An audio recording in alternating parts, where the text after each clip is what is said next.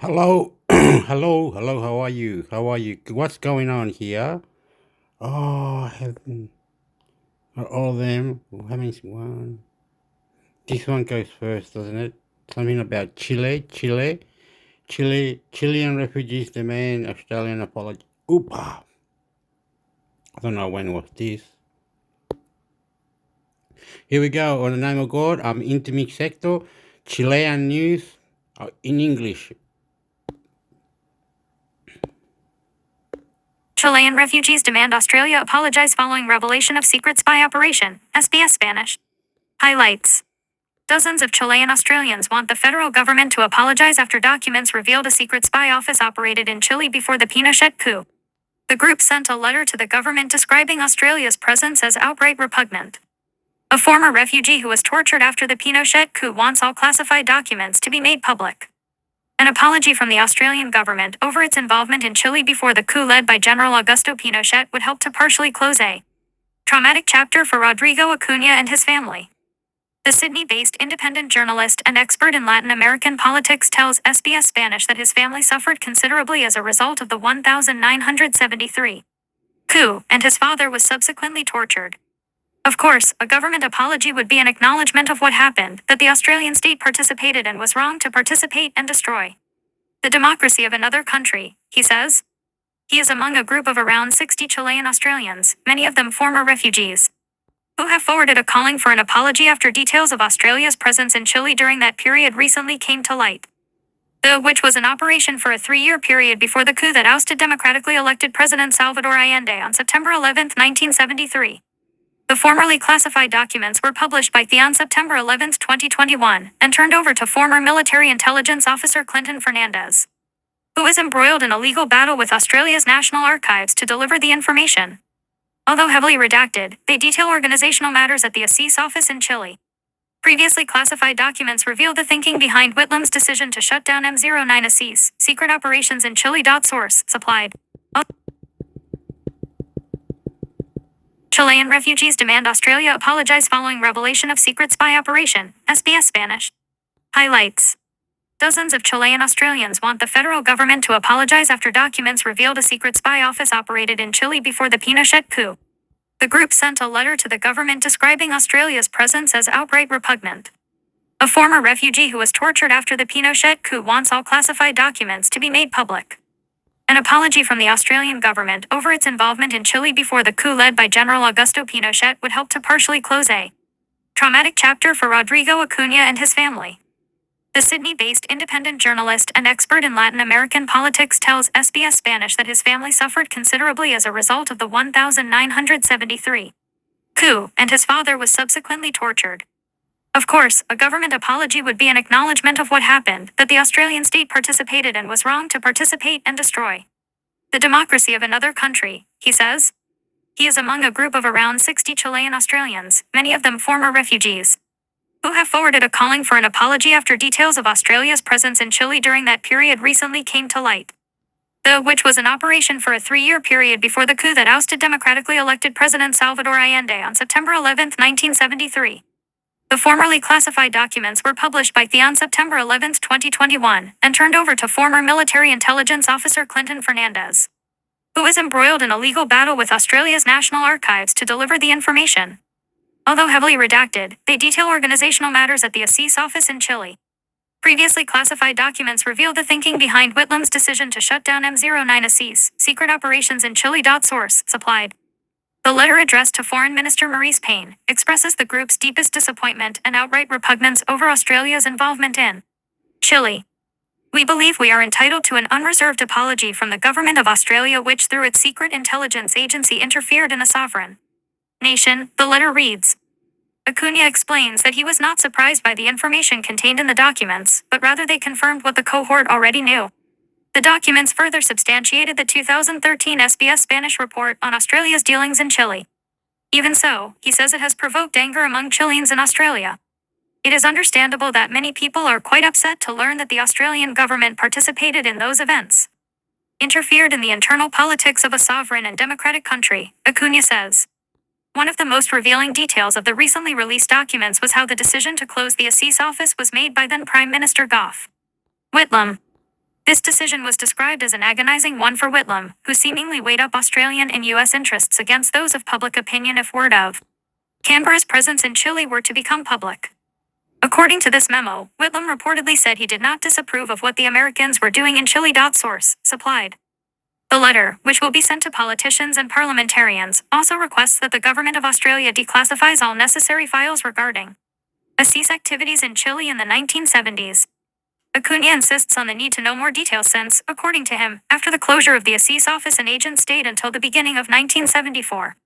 So it is necessary to know what that agent was involved in. This information has not been verified. Historian Gustavo Martin is also among the signatories of the letter. He is considered the first Chilean refugee to arrive in Australia in 1974. He was detained and tortured at the beginning of the Chilean dictatorship and doubts that the Australian government will respond to his requests to declassify the documents. I doubt the Australian government will. I think that first, they would have to consult the CIA in the United States whether or not to allow them to reveal the documents they have, he says. According to the researcher, an agreement exists between ASIS and the CIA for the safeguarding of sensitive information, and he refers to a meeting he held in the early 1990s with the then Australian Immigration Minister Jerry Hand, in which we asked him to expel from Australia a series of intelligence agents who had participated in the operations of torture and death of Chileans in the coup d'etat. According to Martin's account, the minister told him they did not have the power to do so because this is an agreement between the intelligence departments of Australia and the United States. SBS Spanish has contacted the Department of Immigration for a response to these claims. Martin believes it's important to receive an apology from the Australian government. I think we deserve it because we have all suffered the consequences of exile. It is true that we arrived in a beautiful country that we all love very much and that is part of our life. I hope that at least they have the decency and moral quality to apologize to us. Read this story in Spanish.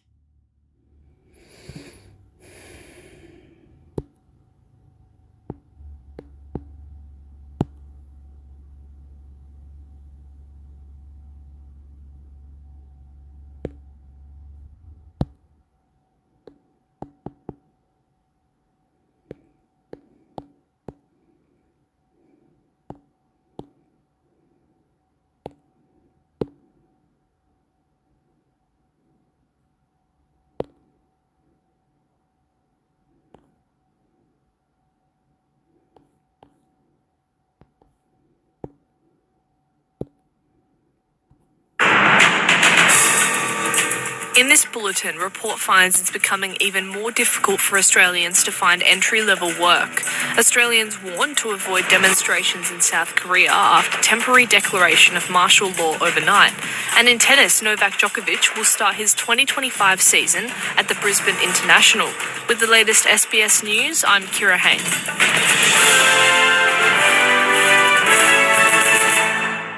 It's become even more difficult for unemployed Australians to gain entry-level work, according to new research from Chilean Australia. The report released today analysed the job seeker caseload, job vacancies and the classification of those vacancies, and found there are 33 people looking for work for each entry-level role available. The situation is worst in the Northern Territory, where there are 65 people for every job, followed by Tasmania, where there are 50. Out of the more than 800,000 people on job seeker payments, 62% had been on the payment for more than a year. Chilean Australia's Chief Executive Casey Chambers says alongside employment services should be overhauled to properly assist job seekers to be ready for work. Now, those entry-level jobs have been dropping. Over the 9 years we've been doing this survey, the number of entry-level jobs have halved. And I think about it like a ladder. And I think if that bottom rung is missing, it is very hard to get onto the ladder of employment. We don't think people are going to stay in entry-level jobs forever, but we all need those entry-level jobs to get in. New South Wales Premier Chris Minns says the goal of a drug summit being held is to reduce the number of people whose lives have been destroyed. The state's drug summit is in its third day in Sydney and is the second in the state after one was held in 1999 by then Premier Bob Carr. Mr Minns says that summit helped the state recognise drug abuse as a health issue and redirect people away from the justice system toward rehabilitation. Experts have come together from various fields which intersect with the issue, including medical experts, police and drug user organisations. Mr Minns says it's Does it cut it out again? Does it go to the back? Yep, it goes to the back. Well, they were talking about drugs abuse and that you have to have insurance to find a job, and you went to look for the job and it was there. And yes, you could have had the job, but you didn't get in. So don't worry, there's more if you keep trying and you've got high levels of intelligence, or you're got a certificate, or you went to university. That's what it is. You're gonna get a job. Keep trying. The system is there, but it's not all there yet, just yet, and it's still hard to find a job. But it's good to look for a job. You understand? It's beautiful understanding, and anything like that. And the companies are there. You go to certain job seekers or job unemployment office, all that. And the other one with the drugs, they were saying the other day about drugs. There's a lot of ransom and underground killing like gangs were killing each other, or people were bashing each other. It just happened randomly, a lot in one day and a lot in other days. It's increasing, but it's not a matter for anyone. Everyone is still panicking a bit. On this street they did this 3 days ago, on that street they did that 3 days ago. So for the criminals must get caught, must do this, must. So it's increasing, but people still go by their normal days from to work and go past those areas and see people. Anyway, bad people always be around or something. Australian for Entry-level jobs to get in. including medical experts, police, and drug user organisations. Mr. Min says it's important to hear the personal stories of those affected by drug use. It doesn't matter where you live or who you vote for, drugs have scarred every Australian community in some way. A lot of these issues are amplified in the bush and the regions where services are harder to access and come by. The point of a summit like this is to bring people together. Nothing worthwhile ever comes out of an echo chamber. We want different perspectives. We want to hear people openly and honestly tell us their perspective, their lived experiences. A spokesperson for the Department of Foreign Affairs and Trade says the Australian government is closely monitoring the evolving situation in South Korea following the imposition of martial law overnight. The statement says Australians in Korea should monitor the media following the instructions of Korean authorities and avoid public protests. On Tuesday night, South Korean President Yoon Suk-yeol imposed martial law on South Korea and deployed the armed forces to Seoul. The move was overruled by the South Korean parliament, who have passed a motion to lift martial law, which the president then stated he will follow. The Smart Traveller advice for the Republic of Korea was updated on December 4 to advise travellers to avoid protests and demonstrations, and that transport and other essential services may be disrupted. An inquiry has been told sites required for the coalition's plan to build nuclear reactors will take decades of rehabilitation before they can be used.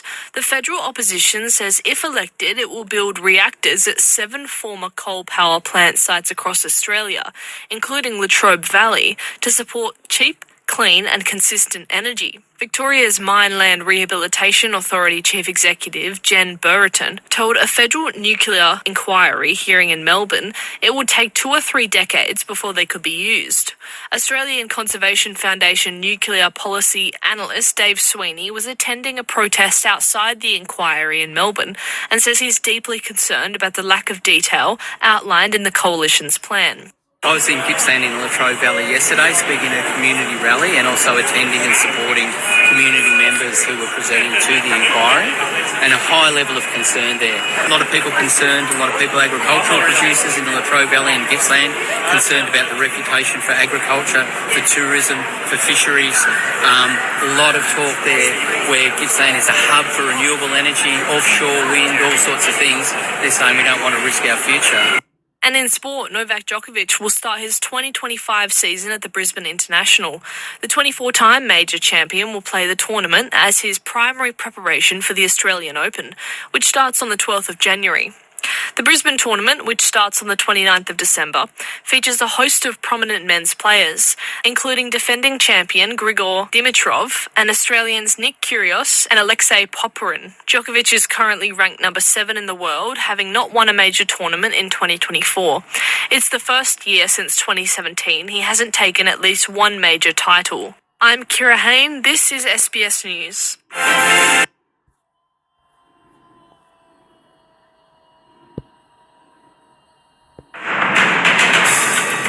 In this bulletin, New South Wales Premier Chris Minns defends his conduct after reports of a possible referral to the Independent Commission Against Corruption. An upcoming vote to decide the future of police participation in the Sydney Mardi Gras. And in sports, Cricket Australia defends its stance on Afghanistan. With the latest SBS News, I'm Biba Kwan.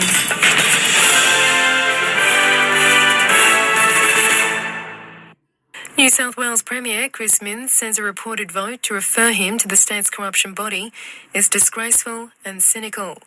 An inquiry into a plan to sell the Australian Turf Club's Rosehill Racecourse and turn it into tens of thousands of homes will deliver its report tomorrow. But a member of that committee of inquiry and of the Turf Club, Independent MP Mark Latham, has posted on social media there's evidence to justify a referral to the Independent Commission Against Corruption, based on a meeting the Premier had in October 2023. Mr Minns has described the Turf Club's head of membership and corporate affairs, Steve McMahon, as a friend of more than 20 years in August, after Mr McMahon appeared at the committee inquiry earlier that month. The committee was told Mr McMahon pitched the idea to the Turf Club's chairman, Peter McGauran, on October 26, 2023. The Premier had a meet and greet with the Turf Club 4 days later, according to ministerial diaries.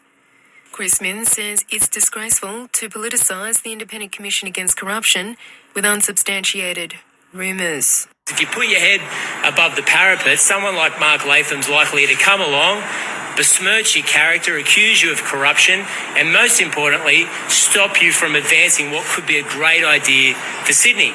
I want to make it absolutely clear, we think this would be a game changer for Sydney. I'm not walking away from this proposal. Yes, there are many hurdles for it to jump through, but it's too crucial when it comes to new housing for young people in this expensive city to walk away from today.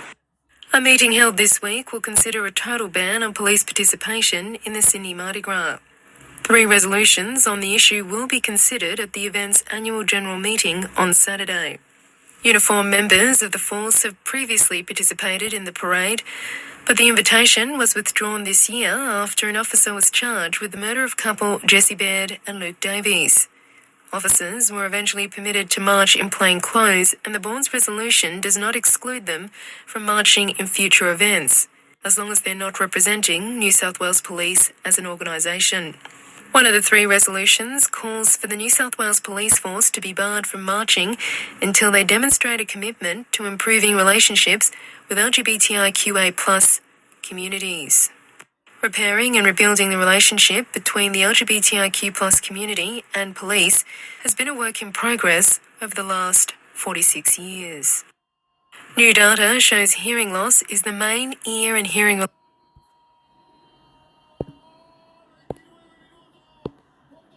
I haven't had so much fuss put together my whole life. I don't think I've had a whole lot from the sun. Oh, well, that's good. I'm glad you enjoyed your night. That's good, isn't it? It's good. It's been outstanding, Dave. And to have you back, Dave, to have you back there, and you're enjoying being back, and people have been having a lot of fun too. So it's been, I've been listening to it while I've just been relaxing in my chair, and I've decided I'll come over to bed now and go to sleep, hopefully. Who comes on after you with that? With things it should be Matt, I think. Yeah, Maddie. Yeah. Oh, right, okay. Yeah. You're one of the men. Yes, I didn't quite know who's doing what now, where and stuff. But anyway, it's been, everybody's done a super duper job while you've been away. And Yes. It all lots of fun, and you're having lots of fun now. So my blessings to you. And right. I know your dad travel home tonight. This is Saturday night, so you've got to stay on. Is your sister okay? Yeah, no, she's fine, yeah. That's good, that's good. She probably missed you being with her every weekend for a while. Yeah. But anyway, that's good. And I'm just so happy that you're so happy as well as everybody. Well, I'm happy that you had a good birthday party. I'm glad you had a good birthday party. You have a lovely night then, sweetheart. I'm going to go to sleep now, sweet. Okay, so all right. You be careful. Keep careful on that stupid road, or on the road where there are so many stupid people. Yeah, all right. In the 60 areas where they're doing 120 and the likes, honest to goodness, I see it here all the time. Yeah. All right, darling. I've now got the license that I can just go and travel, so many Ks at a time, which is quite good. Okay, good on you, darling. All right, I'm going to have to go because I've got a break to go. See you, darling. Bye-bye. Bye.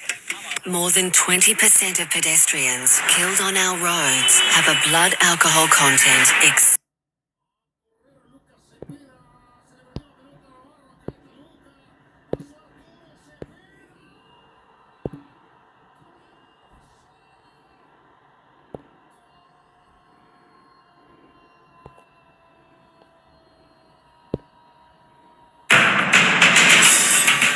You're listening to SBS News.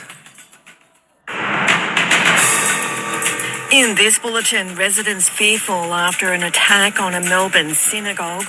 South Korea's president apologises for declaring martial law ahead of an impeachment vote. And in sport, Ange Postecoglou unrepentant after a heated exchange with Tottenham fans. With the latest SBS News, I'm Deborah Gore.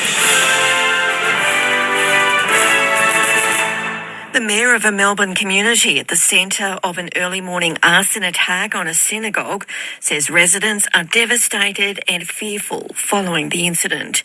The Adas Israel Synagogue at Glen Ira in Melbourne's southeast had 2 of its 3 buildings gutted after suspected masked intruders allegedly broke into the building and set it alight in the early hours of Friday. The 2 are still believed to be at large. Port Phillip Mayor Louise Crawford has told Channel 9 there's limited information around the attack at this stage, but says the council is working with Victoria Police and the Jewish community to ensure residents feel safe. When people were there praying and learning at a very early time in the morning, and it has gutted their synagogue, their shul, the place that they pray 3 times a day at. It's actually appalling. And in a residential area, so I'm not sure if you understand how close this shul is into our little shopping strip, also to residents that live around. So it's been very frightening overall. Organisers of the Mardi Gras parade have agreed to let members of the New South Wales Police Force take part in the celebrations. A series of resolutions designed to banish the force from the annual event has been narrowly defeated in a vote at the Mardi Gras annual general meeting this afternoon. 459 in favour to 493 against. Uniformed members of the force have previously participated in the parade, but the invitation was rescinded last year after an officer was charged with the murder of couple Jessie Baird and Luke Davies. 2 boats involved in a fatal collision on Sydney Harbour have been seized by police. The boats will undergo mechanical examinations, while both skippers will be required to undergo mandatory testing. The examinations are part of the investigation that's now underway into the boat crash that saw a man in his 50s die from what's been described as a significant chest injury. The boats had been preparing for the Cabbage Tree Island race, the last offshore event contested by entrants in the Sydney to Hobart yacht race that begins on Boxing Day. The White House says it's not ruled out the possibility of more pardons before the Biden administration steps down on January 20. While the US president has already issued a pardon for his son Hunter, top aides are now said to be discussing whether preemptive pardons to current and former public officials are in order after Trump's pick for FBI Director Kash Patel vowed retribution against critics of the president-elect. White House Press Secretary Karine Karine Jean-Pierre says Mr Biden is not part of the pardon discussions but will make the final decision. She's also indicated the president and senior officials have been alarmed by the rhetoric coming from the Republicans. Republicans said they weren't going to let up, weren't going to stop. Recently announced Trump appointees for law enforcement have said on the campaign that they were out for retribution, and I think we should believe their words, right? We should believe what they say. South Korea's president has apologised to the nation for declaring martial law ahead of his impeachment hearing in the country's parliament. Yoon Suk-yeol has appeared on television to deliver his apology, in which he has said the decision was born out of desperation, but that he would not seek to avoid legal and political responsibility. The apology marks the embattled leader's first public appearance since he rescinded the martial law order early on Wednesday, 6 hours after it was declared and after Parliament defied military and police cordons to vote against the decree. A man extradited from Australia has been sentenced to 10 years in prison in the UK over the death of a woman who attended one of his workshops. 61-year-old Hong Chi Zhao had been convicted of manslaughter by gross negligence. He was accused of failing to get help for a 71-year-old diabetic woman who had stopped taking insulin on his advice, with Zhao promoting instead Paida Lajin therapy, which involves getting patients to slap themselves repeatedly. To sport and in football news, Aussie manager Ange Postecoglou has come under fire from supporters following Tottenham's 1-0 loss to Bournemouth in the Premier League that has seen them drop to 10th place on the ladder. Postecoglou engaged in a heated exchange with fans after the match, which began when he was subjected to abuse from a minority of Spurs' travelling support squad. But the former Socceroos coach says he has no regrets about what happened. Well, that would be me trying to dictate how they feel. All I can say is, I'm really disappointed with tonight, and I'm determined to get it right, and I'll keep fighting till we do. I'm Deborah Grog. This is SBS News. Okay, we've got to change it. Oh, we've got to go back to this one.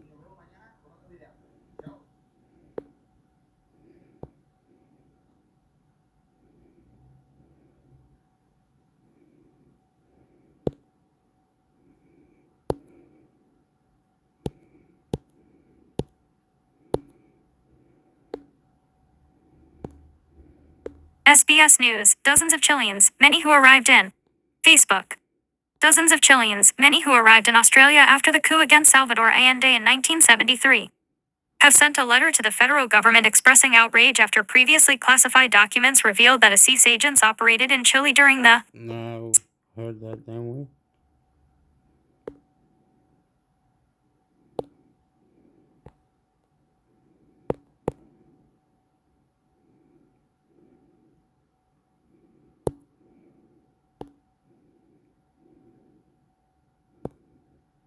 Australia and Chile, global lithium production powerhouses, e-boosters.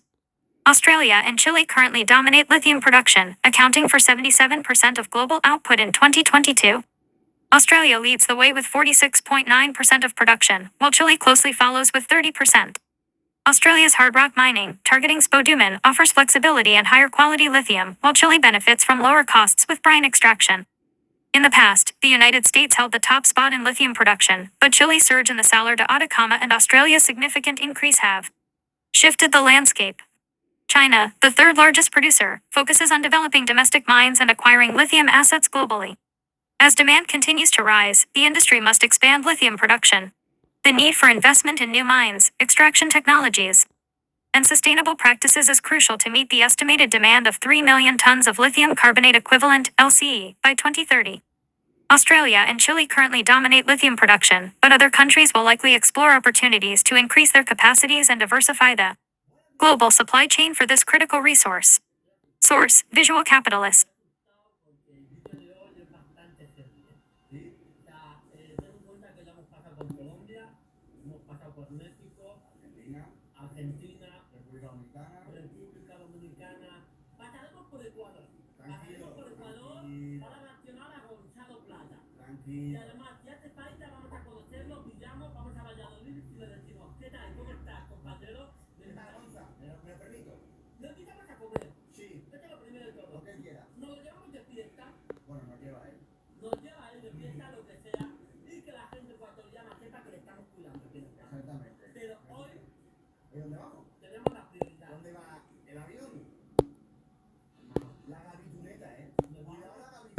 Progress on first undersea cable between Chile and Sydney welcomed by Australia, SBS News. Key points. After years of planning, the cable project is now entering the materialization stage, Chile says. Australia's communication minister welcomed the potential for enhanced connectivity. There has been discussion of a number of fiber optic projects to Asia in recent years. The Chilean government announced a partnership with Alphabet's Google on to build the first undersea fiber optic cable between South America and Asia Pacific. The Humboldt Cable project will connect Chile's port city of Valparaiso with Sydney, Australia through 14,800 kilometers of fiber optic cable with a capacity of 144 terabytes and a 25-year lifespan, according to a government press release. This cable will consolidate Chile's position as the center of digital activity in South America, President Gabriel Boric said during a press conference in Valparaiso. He added that the project would open opportunities for new industries, jobs, and better work and life conditions for thousands of people. The Chilean government has been working on plans for a direct fiber optic network link between South America and the Asia-Pacific region since 2016. The planned network will span about 15,000 kilometers linking Valparaiso in Chile to Sydney in Australia, with connections to Easter Island, New Zealand, and Antarctica. Cost estimates range between a $673 million and a $973 million, $450 million US dollars and $650 million US dollars. Australia's communication minister, Michelle Rowland, welcomed the project, saying it will improve communication infrastructure in the region. Australia welcomes this new trans-Pacific cable connecting Australia and Latin America for the first time, supporting the growth of digital and economic ties, she said in a statement.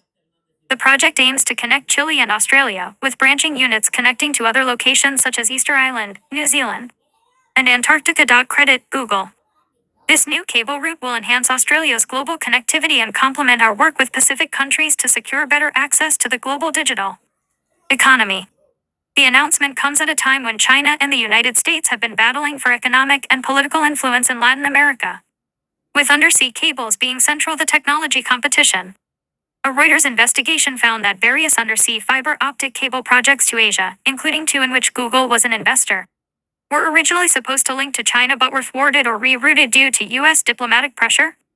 Aside from technology competition, U.S. authorities worried about the possibility of spy agencies intercepting data on the planned undersea cables. China President Xi Jinping touted his country's strong ties with Chile during a diplomatic visit last October, while U.S. President Joe Biden pledged to strengthen economic ties with Latin America to counter China's growing influence. Whoa, whoa, whoa, whoa, whoa, whoa, whoa, whoa, whoa, whoa, whoa, whoa.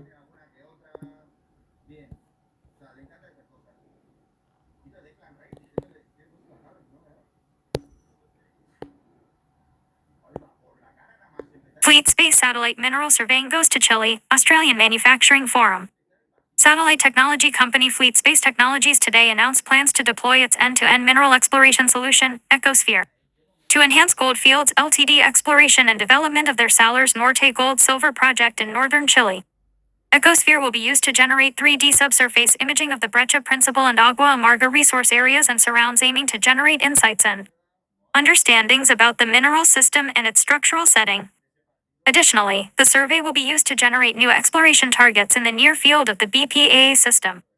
Co-founder and CEO of Fleet Space Technologies Flavia Tata Nardini said, Fleet Space and Goldfield share a vision of applying the powerful capabilities enabled by advanced satellite connectivity, 3D multiphysics, and AI to unify the end-to-end exploration journey and deliver more sustainable outcomes at scale. On the path to discovery. Home to the Brecha Principal deposit and Agua Amarga resource, Salar Norte is located in the Andes Mountains between 3,900 to 4,700 meters above sea level in the Atacama region of northern Chile. Due to the remote location, challenging terrain, and harsh seasonal conditions, Goldfields has had to develop innovative strategies and engage new technologies to enhance their exploration activities. Goldfields was an early adopter of Fleet Space's Ecosphere at its St. Ives operation to enhance their exploration activities. Goldfields was an early adopter of Fleet Space's Ecosphere at its St. Ives operation in Australia. Based on these results and the near-zero service impact of Fleet Space's smart seismic sensors, called geodes, pictured, the application of Ecosphere at Salar Norte was a logical step to provide low-impact, rapid 3D subsurface imaging. The architecture underlying Ecosphere integrates the latest advances in satellite connectivity, 3D multiphysics, smart seismic sensors, called geodes, pictured, and AI into a single end-to-end solution.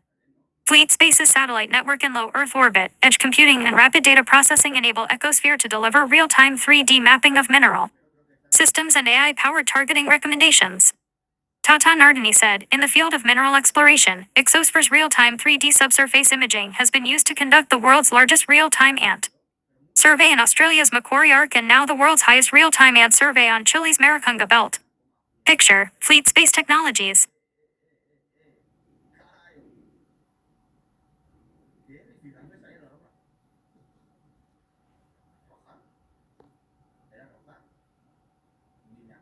Whoa, whoa, whoa, whoa, whoa, whoa, whoa, whoa, whoa, whoa, whoa, whoa, whoa.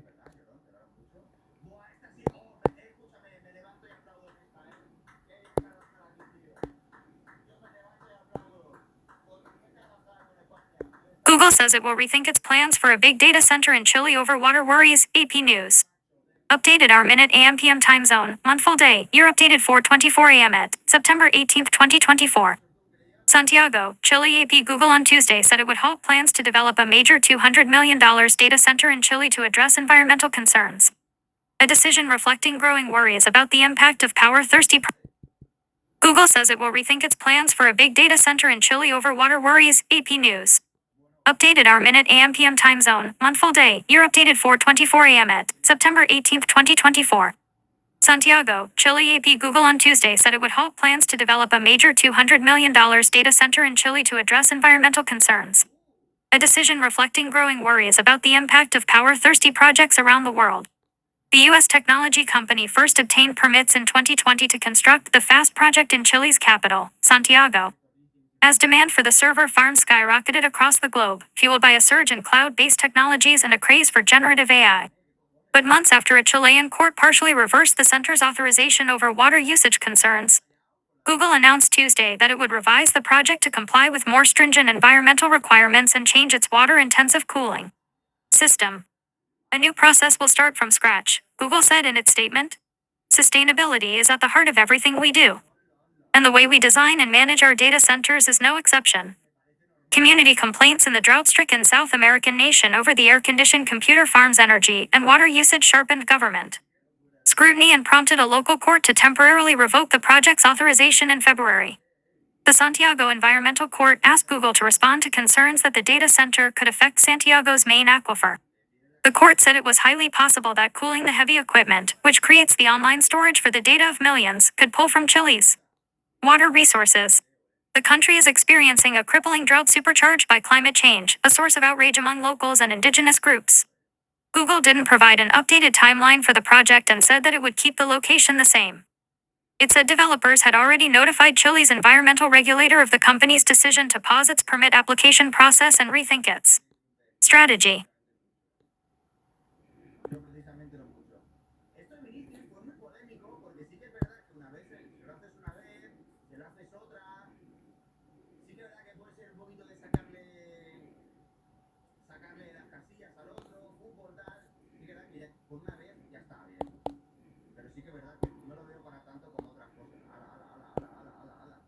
Middle East latest, Israeli strikes continue in Gaza and neighbors close their borders with Syria, AP News. Palestinian officials say at least 29 people were killed, including 4 medical staff, when Israeli strikes pummeled the area around one of the last remaining hospitals in northern Gaza. Elsewhere in the region, Lebanon said it is closing all its land border crossings with Syria except for a main one that links Beirut with the Syrian capital, Damascus. Jordan also closed a border crossing with Syria because of the security situation on the Syrian side. Syrian insurgents have entered the central towns of Rastan and Talbissa, just north of the central city of Homs, bringing them closer to Syria's third largest city. A day earlier, jihadi-led opposition fighters captured the central city of Hama, Syria's fourth largest. Israel's war against Hamas has destroyed vast areas of Gaza and displaced 90% of the population of 2.3 million, often multiple times. The war began when Hamas-led militants stormed into southern Israel in October 2023, killing some 1,200 people, mostly civilians, and taking around 250 people hostage. Israel's blistering retaliatory offensive has killed at least 44,600 Palestinians, more than half of them women and children, according to Gaza's health ministry, which does not say how many of the dead were combatants. Middle East latest, Israeli strikes continue in Gaza and neighbors close their borders with Syria, AP News. Palestinian officials say at least 29 people were killed, including 4 medical staff, when Israeli strikes pummeled the area around one of the last remaining hospitals in northern Gaza. Elsewhere in the region, Lebanon said it is closing all its land border crossings with Syria except for a main one that links Beirut with the Syrian capital, Damascus. Jordan also closed a border crossing with Syria because of the security situation on the Syrian side. Syrian insurgents have entered the central towns of Rastan and Talbissa, just north of the central city of Homs, bringing them closer to Syria's third largest city. A day earlier, jihadi-led opposition fighters captured the central city of Hama, Syria's fourth largest. Israel's war against Hamas has destroyed vast areas of Gaza and displaced 90% of the population of 2.3 million, often multiple times.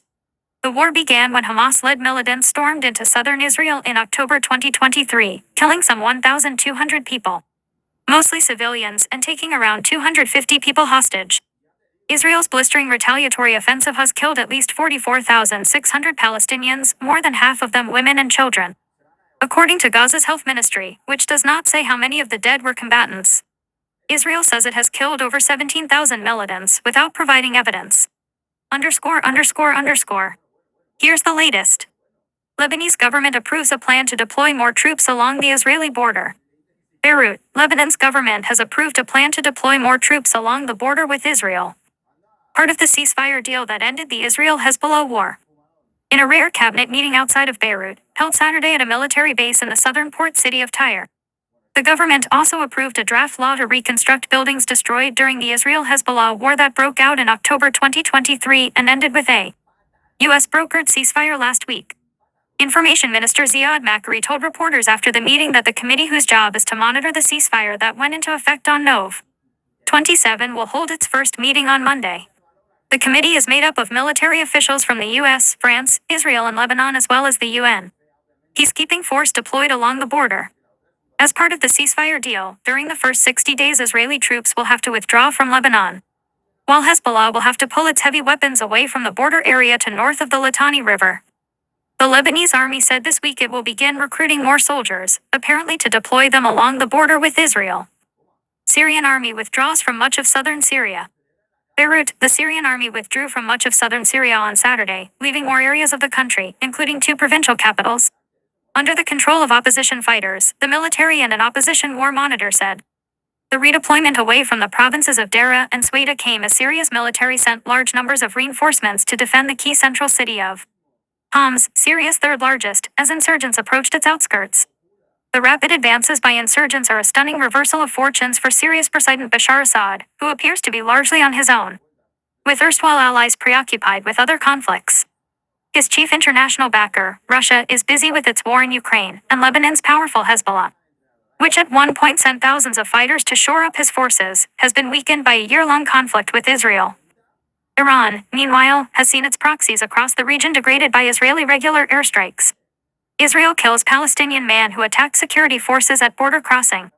Jerusalem, Israeli security forces killed a Palestinian man after he attacked them at a border crossing in the Israeli-occupied West Bank on Saturday morning, police said. The man shot firecrackers at security forces at the checkpoint and threatened them with a knife, the police statement said. The man wore a t-shirt emblazoned with a symbol of the Islamic State militant group, according to an Associated Press reporter. Israeli fire has killed at least 700 Palestinians in the West Bank since the Israel-Hamas war began last year, Palestinian health officials said. In that time, Palestinian militants have launched a number of attacks on soldiers at checkpoints and within Israel. Qatari Prime Minister sees movement in Gaza ceasefire negotiations. Doha, Qatar. The Prime Minister of Qatar says he has seen new momentum in Gaza ceasefire efforts since the U.S. presidential election, with the incoming Trump administration seeking an end to the conflict before it takes office. Sheikh Mohammed bin Abdulrahman Al Thani, a key mediator in the ceasefire efforts, declined to give specifics of the negotiations but told an international conference in Doha that the gaps between the sides are not large. Qatar, which has served as a mediator throughout the 14-month war, suspended its efforts last month in frustration over the lack of progress. But Sheikh Mohammed said his government has re-engaged in recent days after determining a new willingness by both parties to reach a deal. We have sensed after the election that the momentum is coming back, he told the Doha Forum on Saturday. He said has been in touch with both the outgoing Biden administration and the incoming Trump administration and found that while there are some differences in approach, both are committed to the same goal of ending the war. We have seen a lot of encouragement from the incoming administration in order to achieve a deal. Even before the president comes to the office, Sheikh Mohammed said. He declined to discuss details, saying he wanted to protect the process, but expressed hope for a deal as soon as possible. If you look at the gaps and the disagreements, they are not something substantial that really affects the agreement, he said. Israeli strikes kill at least 29 at hard-hit Gaza hospital. Cairo, at least 29 people were killed, including 4 medical staff, when Israeli strikes pummeled the area around one of the last remaining hospitals in northern Gaza, Palestinian officials said. The situation in and around the Kamal Adwan hospital is catastrophic, according to Dr. Hassam Abu Safia, the director of the hospital. The dead included 5 children and 5 women, according to the hospital casualty list, which was obtained by the Associated Press. Friday strikes also wounded 55 people, including 6 children and the 5 women, according to the hospital. Kamal Adwan Hospital in Beit Lahia is one of the few hospitals still partially operating in Gaza's northernmost province, where Israeli forces are pressing an offensive that has almost completely sealed off the area from humanitarian aid for 2 months. Israel's military denied that its forces had struck the hospital or operated inside it. The army said that in the past few weeks, coordinated efforts with international organizations have been underway in order to transfer patients, companions, and medical staff to other hospitals. An Indonesian medical team which had been assisting in Kamal Adwan for the past week was forced to evacuate on foot after the area was surrounded by Israeli soldiers, according to a statement from the team. The Israeli military did not immediately comment on the medical team's expulsion. Dr. Rick Pieperkern, the World Health Organization representative in the Palestinian territories, said an Israeli tank approached the hospital at around 4 a.m. Friday. Although no official Israeli evacuation order was issued, people started to climb the wall to escape. And this panic attracted Israeli fire, he said. He spoke by video from Gaza to journalists in Geneva. Kamal Adwan Hospital has been struck multiple times over the past 2 months since Israel launched a fierce military operation in northern Gaza against Hamas militants. In October, Israeli forces raided the hospital, saying that militants were sheltering inside and arrested a number of people, including some staff. Hospital officials denied the claim. Saudi Arabia calls for an end to Gaza war and attacks Israel's actions. Manama, Bahrain, Saudi Arabia's foreign minister has reiterated the kingdom's call for an end to the war in the Gaza Strip. Prince Faisal bin Farhan described Israel as acting with impunity and is getting away without punishment in its war on Hamas there. The prince said that any permanent solution requires a 2-state solution, with the Palestinians having East Jerusalem as their capital. After the speech, Prince Turki Al Faisal, a prominent royal in the kingdom who led Saudi intelligence for more than 2 decades and served as ambassador to the U.S. and Britain, took the stage. He harshly criticized Israel's conduct in the wars. Israel has become an apartheid, colonial and genocidal state, Prince Turki said. It is about time for the world to address that issue and take the necessary steps to bring those who are thus charged by the International Criminal Court to justice. Israeli officials could not be immediately reached for comment on Prince Turki's remarks. The Saudi spoke at the International Institute for Security Studies Manama Dialogue in Bahrain.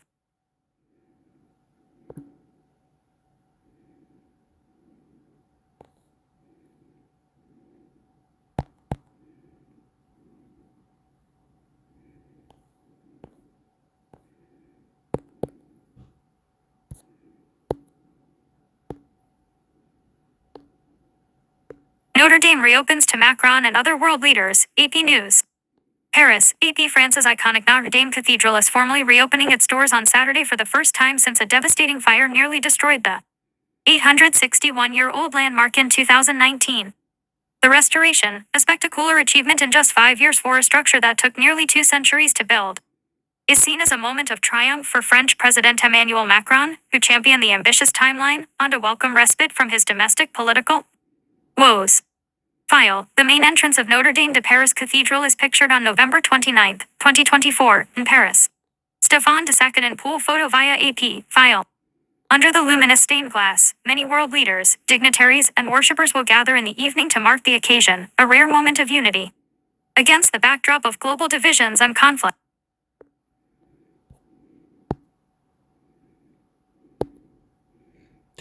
What is this one?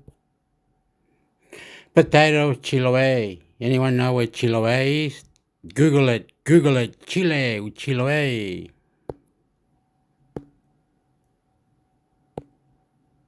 Potatoes of Chilo, Wikipedia. Pecolo archipelago is home to a wide variety of potatoes. after Thetidicokurgan off Peru and Bolivia. It is the geographical Potatoes of Chile, Wikipedia. Pecolo archipelago is home to a wide variety of potatoes. After Thetidicokurgan off Peru and Bolivia. It is the geographical nucleus where the most different types of potatoes are found. Evidence ranging from historical records, local agriculturalists, and analysis strongly supports the hypothesis that the most widely cultivated variety of potato worldwide, Solanum tuberosum, is indigenous to the Chilean archipelago and has been cultivated by the local indigenous people since before the Spanish conquest. 1-2 Unlike potatoes from Peru and Bolivia, the potatoes of Chile are adapted to the long summer days of the higher latitude region of southern Chile. 1-3 After the disastrous European potato failure, the 1840s, strains originating in the Chilean archipelago replaced earlier potatoes of Peruvian origin in Europe. 3. Potatoes of Chile. A selection of Chile's roughly 400 native varieties of potatoes. Type: potato. Place of origin: Chile. The potatoes of Chile are important elements of Chilean folk medicine features in Chilean mythology. 3. Historian Renato Cardenas and botanist Carolina Filagran counted about 300 names used for potatoes grown in Chile at different times. 4 local varieties include Brija Morada, 5 Camita, 6 Chachica, 3 Clavo Lisa, 3 Gencha, 7 Pacacana, Caballera, 9 Cabrita, citation needed Cabra, 10 Michun Azul, 5 10 Michun Negra, 3 Michun Roja, 5 10 Hucana, 11 Vizcaca. 3. Some potatoes varieties developed abroad have also been introduced to Chile, but not all of these have been successful in adapting. Despite their putative high yields, for cultivation of the Corella variety introduced by Servando Correal was dominant in the early 20th century, but discontinued when the cultivar was repeatedly struck by potato blight in the 1950s and 1960s. 4. Preservation efforts of the many varieties began in the 1960s when agronomist Andres Contreras traveled Chilean archipelago in search of small gardens where local elderly women had grown potatoes over many generations. 3. At present, Austral University of Chile in Valdivia hosts aging bank of the potatoes of Chile. 3. Guaycas archipelago. Edit. Some of the potatoes of Chile also grow in the wild in Guaycas archipelago, although there is some uncertainty as to when and how potatoes arrived. There 12. The Guaycas archipelago formed the southern limit of pre-Hispanic agriculture. 13. As noted by the mention of the cultivation of potatoes by a Spanish expedition in 1557, 12, and 1834, during the second voyage of HMS Beagle, Charles Darwin collected potatoes from Guaycas. 12. Potatoes grow beside the sea in a herbaceous zone. The wild potatoes that grow in the archipelago are mostly found in its western part. Apparently, these potatoes do not reproduce by seeds and rarely produce flowers and fruits. 12. Potatoes grow in zones of disturbance, mainly in the herbaceous zone near the coast that is affected by winter storms. 12. Carrot jump up to Upsolano Solis, Jamie, Morales Ulloa, Deniza, and Abalon Rodriguez, Leonardo, July 2007. Molecular description and similarity relationships among native germplasm potatoes, Solanum tuberosum. Using morphological data and FLP markers. Electronic Journal of Biotechnology. 103. 436 to 443. Do it 10.2225/vol 10 issue 3 foot text -14. Echel 10925/320. Retrieved 6 December 2009. Carrot using DNA. Scientists hunt for the roots of the modern potato. January 2008. Carrot jump up to Uptivka Johansson, Mark, August 28, 2020. MASH hits, the land that spawned the supermarket Spud. The Economist. Retrieve it September.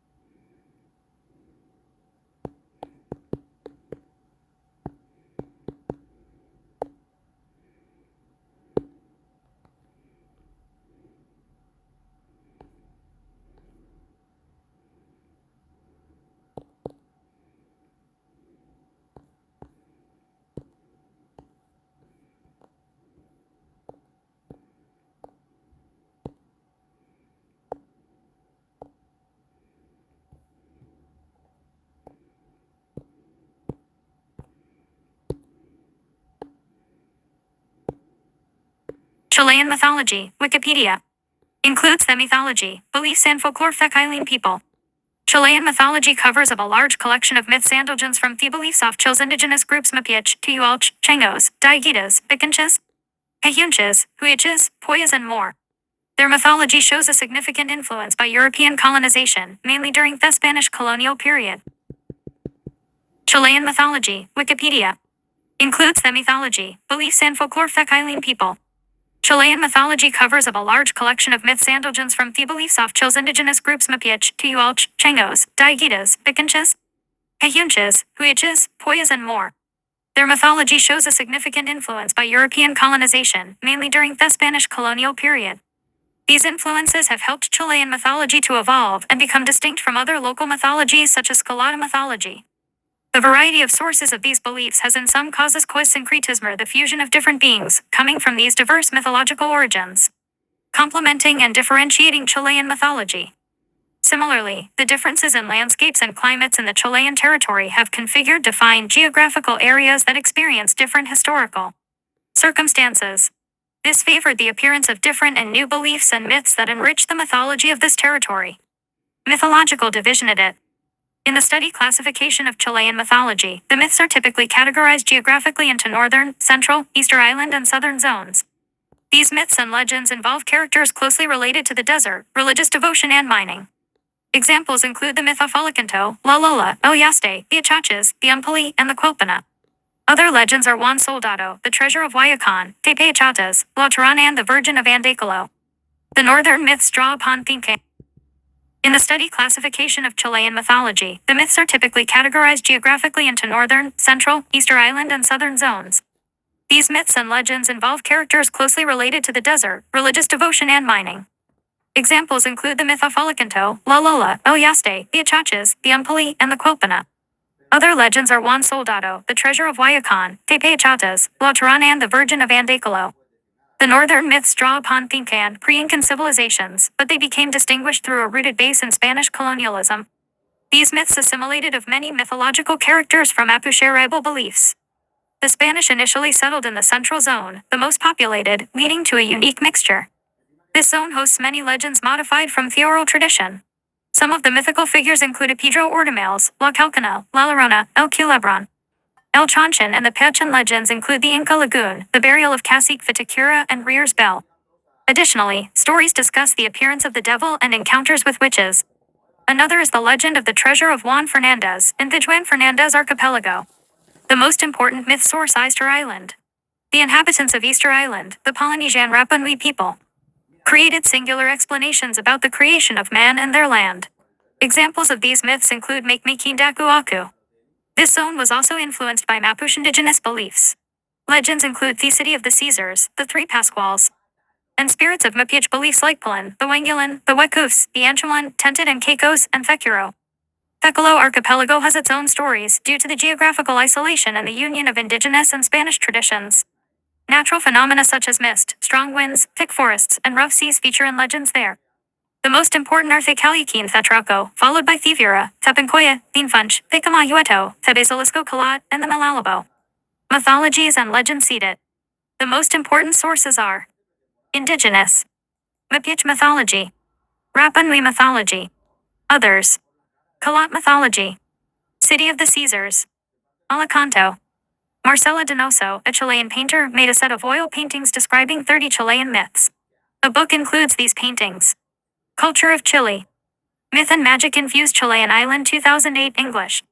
Antonio Acevedo Hernandez. Leyendas de Chile.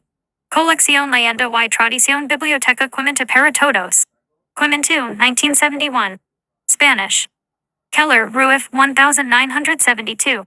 Deviver, Hieronimo Mitos y Leyendas de Chile. Deviver. Saavedra, Yolando Pino, 1967. Folktales of Chile. Routledge and K. Paul. All right, Chileno Australia, Dios, bye.